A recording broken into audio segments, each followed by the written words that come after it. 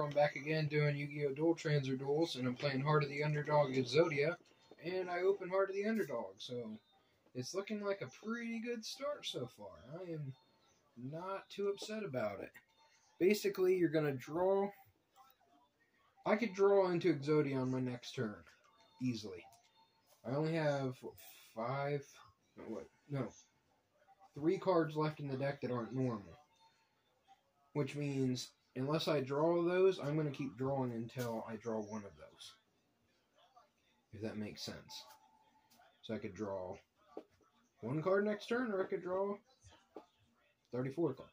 31 cards, so to speak. No! No!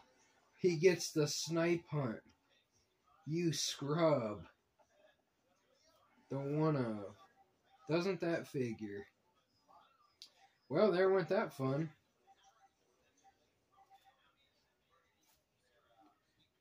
I was wanting to play solitaire. I don't know what this guy's doing. I don't even know if I have tuners in here. I was going to look at the deck list before playing it, and then I was worried that I was working on uploading the other video, so I wasn't thinking about it, and now this is the position I'm in. So I didn't get to see. I think there's only that little, like, aqua monster or whatever, that level 2 synchro, or tuner.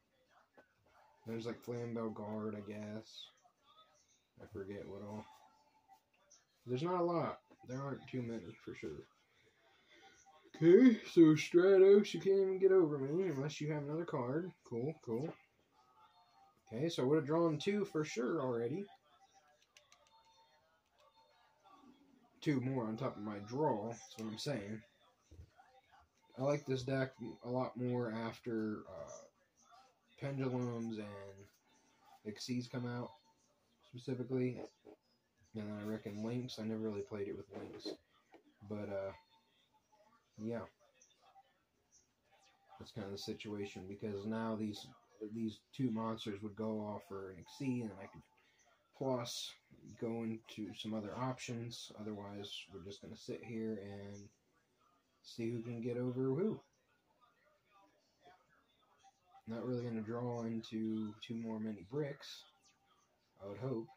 Okay, I would have stopped drawing yet. Alright, you got the morphing jar that ends the duel.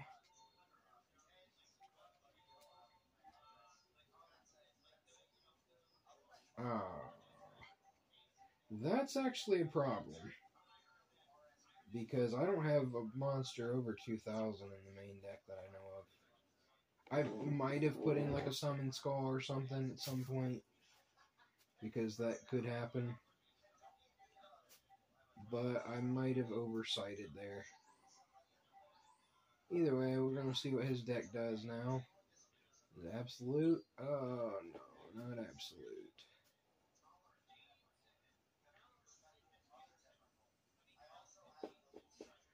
No, it's just kind of like, until I draw what I need, I'm just going to stall him out. I tried saving all of my main things for now, for this reason.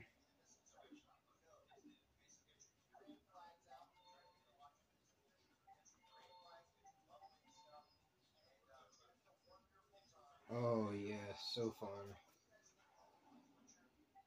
And that's why I didn't put the Luster or the Insect Knight in defense.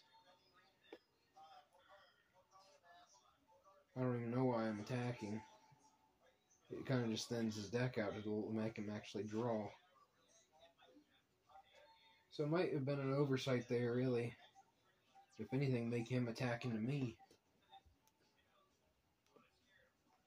But I don't think he would. I mean, he might now, but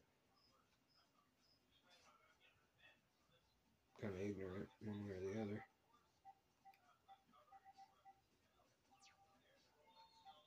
Another Insect Knight. Still haven't drawn a card that would have stopped me from drawing, so I definitely would have drawn about 5 or 6 cards for sure.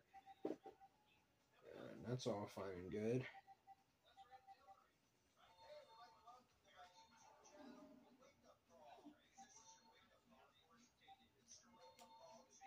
down goes Tomato. She can go for another dark, 1500 or less. Obviously, searches himself. Can we get rid of you, Meanie? And we can be done with this whole situation of attack, attack, attack, attack. The problem is Absolute can go to grave and blow up the board regardless, even if I have a way to get him off the board. If I can bounce, what is it? It just says if it leaves the field. So that's, you know, bouncing it, that's attacking it, that's banishing it, that's anything, right? Removed from the field. So you have to basically have a backup play after all of that. Which is slightly difficult. But I do have more monsters than him, so he's going to have to start getting some pluses somehow. Whether it's the Absolute blow up the board, or it's the I'm thinking of my words here. Or just summoning more monsters, obviously. But he's not summoning every turn. So that's a slight issue for him. Skip my turn here, set pass.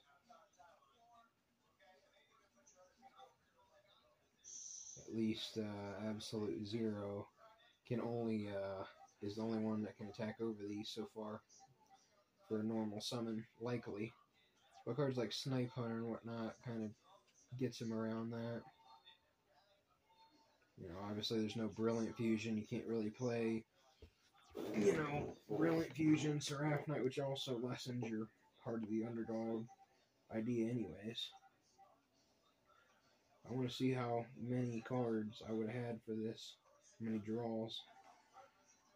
Now I have to actually start playing, I reckon, again, because he set one, and I don't want all this back row going off here.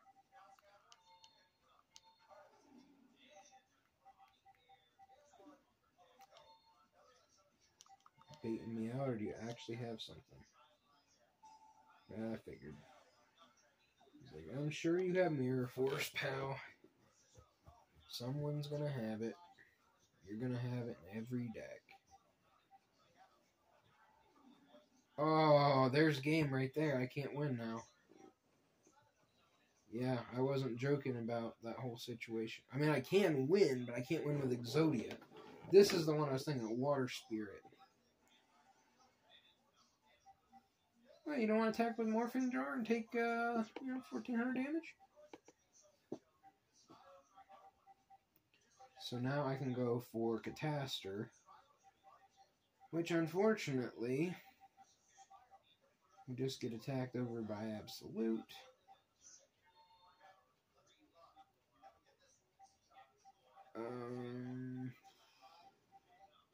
That's my option for level 5s, and I don't know that I have a way to stop Absolute from attacking.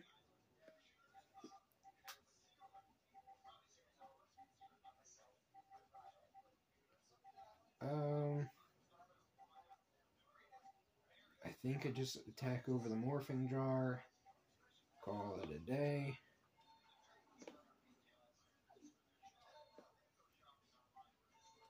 Call it a turn, really. Take 1200 if it goes through. Drop him to 18. I've got more points. He's under 2000.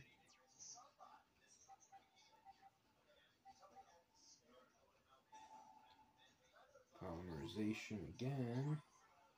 That's not ideal. I thought his deck was more revolved around like Gatling Dragon and whatnot. But sure. And this just got infinitely more difficult.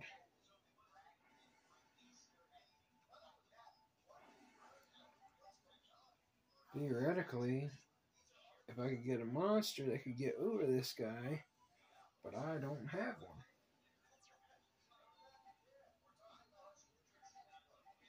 So, I reckon he wins. It was bound to happen at some point. Yeah, my next draw that would have stopped me was that EXODIA piece. That would have been, what, 10 cards later, something like that? Well, that's it for this duel. So I appreciate you guys for watching. Thank you guys. Have a good day. Love you guys. Bye then.